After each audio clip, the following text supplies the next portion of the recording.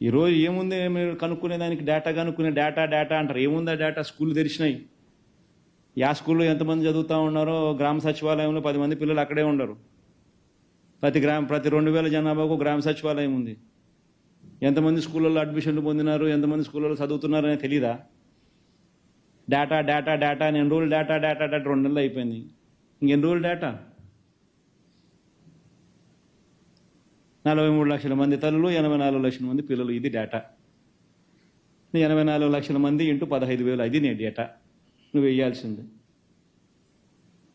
తల్లులు ఎదురు చూస్తూ ఉన్నారు, ఇంతవరకు ఇవ్వాల. జగనే ఉంటే ఈ పాటికి వచ్చి ఉండేదని ప్రతి తల్లి మాట్లాడుతూ ఉంది ఈరోజు.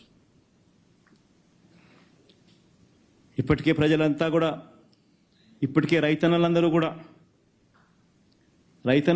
కూడా ఇవాళ ఇప్పటికే మాట్లాడుకుంటా ఉన్నారు, జగనే ఉంటే అని. జగనే ఉంటే ఖరీఫ్ మొదలయ్యే నాటికి జూన్ మాసంలో క్రమం తప్పకుండా రైతు భరోసా డబ్బు జగనే ఉంటే బటన్ నొక్కుండేవాడు, జగనే ఉంటే వచ్చి ఉండేది పాటికని. ఈయనేమన్నాడు? జగన్ ఉంటే మీకు 13,500, నేను 20,000 ఇస్తా అన్నాడు.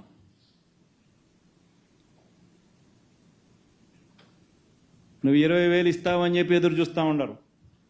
20,000 కదా దేవుడు ఎరుగు, ఉన్న 13,500 పోయింది అని ప్రతి రైతన్న ఈరోజు బాధపడతా ఉన్నాడు. ఒక్క రైతు భరోసా పథకం కింద వైఎస్ఆర్ కాంగ్రెస్ పార్టీ 34,378 కోట్ల రూపాయలు ఇచ్చారు. ఒక్క రైతు భరోసా పథకం మీదనే 34,378 కోట్ల రూపాయలు 53 లక్షల మంది రైతన్నలకు ఇవ్వడం జరిగింది. ప్రతి రైతన్న మాట్లాడుతూ ఉన్నాడు, జగనే ఉంటే ఈ జూన్ వ్యవసాయం మొదలయ్యే టయానికి మా ఇన్సూరెన్స్ డబ్బులు మాకు వచ్చేసిండు అని. ఖరీఫ్ 2023-2024కు సంబంధించి, ఖరీఫ్ రబీకి సంబంధించి మామూలుగా ప్రతి సంవత్సరము ఏప్రిల్లో ఇన్సూరెన్స్ ప్రీమియం కట్టాలి. ఏప్రిల్లో ఇన్సూరెన్స్ ప్రీమియం కడితే జూన్లో వాళ్ళు ఇన్సూరెన్స్ ప్రీమియం రిలీజ్ చేస్తారు. మనం ఇన్సూరెన్స్ ప్రీమియం కడితే వాళ్ళు ఇన్సూరెన్స్ అమౌంట్ రిలీజ్ చేస్తారు. సో స్టేట్ గవర్నమెంట్ నుంచి కట్టాల్సింది ఏప్రిల్లో కట్టాలి. ఎలక్షన్ కోడ్ ఉంది అని చెప్పి కట్టకుండా దాటేస్తా వచ్చినారు. ఎలక్షన్ కోడ్ అయిపోయింది, గవర్నమెంట్ ఫామ్ అయ్యి 2 నెలలు అవుతా ఉంది. ఆ ఇన్సూరెన్స్ ప్రీమియం రైతుల తరపున ఏప్రిల్లో కట్టాల్సింది కనీసం జూన్లో ఇప్పుడన్నా కానీ కట్టేస్తే వాళ్ళు మీ ఇన్సూరెన్స్ ప్రీమియం మీరు కట్టేస్తే వాళ్ళు ఇచ్చేవాళ్ళు ఇన్సూరెన్స్ కంపెనీ మిగతా డబ్బు ఇస్తుంది. కేంద్ర ప్రభుత్వం ఇవ్వాల్సిన మిగతాది ఇస్తుంది. రైతుల తరపున ఉచిత పంటల బీమా, రైతుల తరపున కాంట్రిబ్యూషను అండ్ గవర్నమెంట్ తరపున కాంట్రిబ్యూషను స్టేట్ గవర్నమెంటే కడతా ఉంది. ఇన్ని సంవత్సరాలు స్టేట్ గవర్నమెంటే క్రమం తప్పకుండా ప్రతి సంవత్సరం జూన్ మాసంలో ఇస్తూ ఉంది. ప్రతి సంవత్సరం ఇన్సూరెన్స్ డబ్బులు జూన్ మాసంలో ఇస్తూ ఉన్నాం స్టేట్ గవర్నమెంట్. ఈరోజు జూన్ అయిపోయింది, జూలైలోకి వచ్చినాం. ఏప్రిల్లోనే కట్టుంటే 1 నెల వాళ్ళు వెరిఫికేషన్ చేసుకుంటారు, ఇచ్చేస్తారు. కనీసం ఇప్పుడైనా కానీ కట్టే కార్యక్రమం చేస్తే కనీసం ఆ ఇన్సూరెన్స్ ప్రీమియం డబ్బులన్నా వస్తుంది. ప్రతి సంవత్సరం ఏప్రిల్లో ఇన్సూరెన్స్ ప్రీమియం గవర్నమెంట్ కట్టేది. ఎలక్షన్ కోడ్ అని చెప్పి కట్టకుండా ఆపిచ్చారు. అది మీ ప్రభుత్వమే, ఈ ప్రభుత్వమే.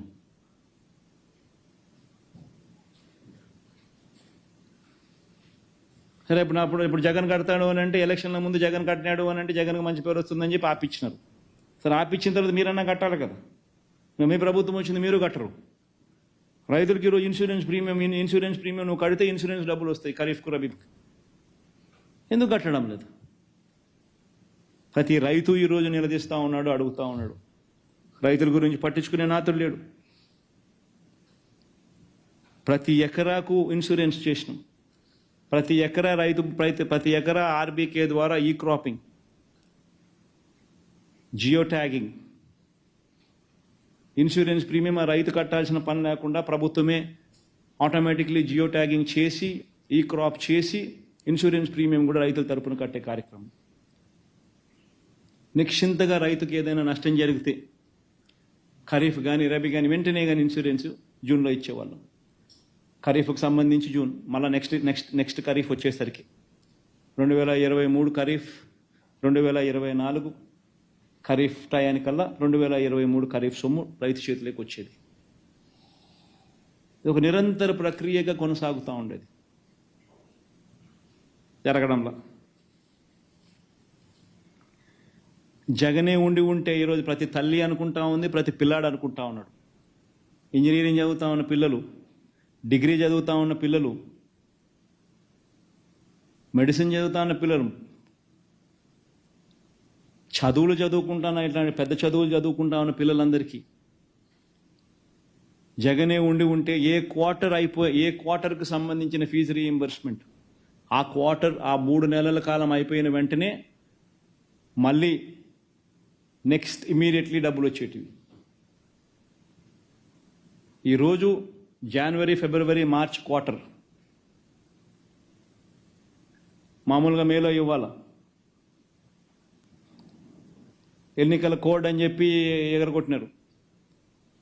జనవరి, ఫిబ్రవరి, మార్చ్ క్వార్టర్ డ్యూ. మళ్ళీ ఏప్రిల్, మే, జూన్ కూడా డ్యూ. 2 క్వార్టర్లకు సంబంధించిన విద్యా దీవెన పూర్తి ఫీజు రీయింబర్స్మెంట్ డ్యూ.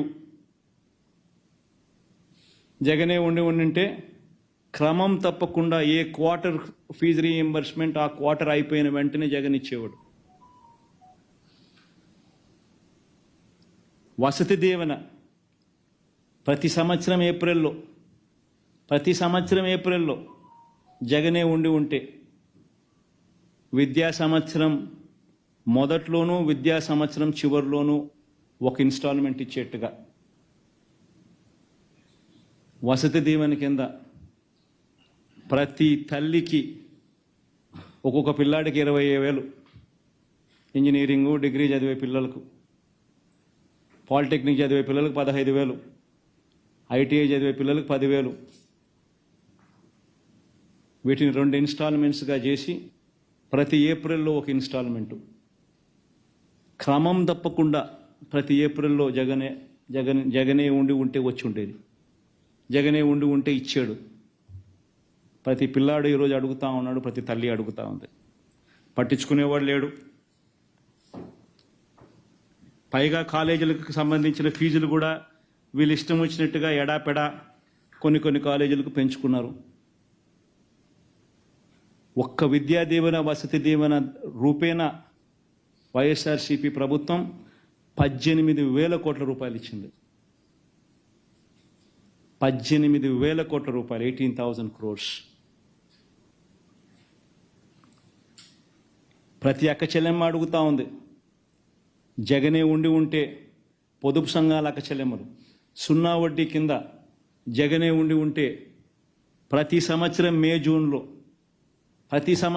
జూన్లో వాళ్ళకు సంబంధించిన వడ్డీకి సంబంధించిన 0 వడ్డీకి సంబంధించిన సొమ్ములు పొదుపు సంఘాల అక్క చెల్లెమ్మలు ప్రతి సంవత్సరం అందే.